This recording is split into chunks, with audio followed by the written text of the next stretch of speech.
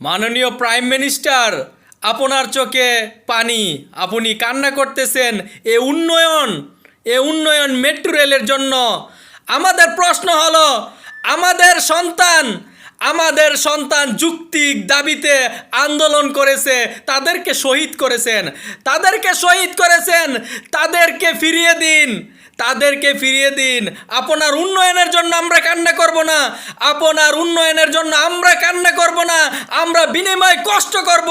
আমাদের কলিজার টুকরাদেরকে এনে দিন।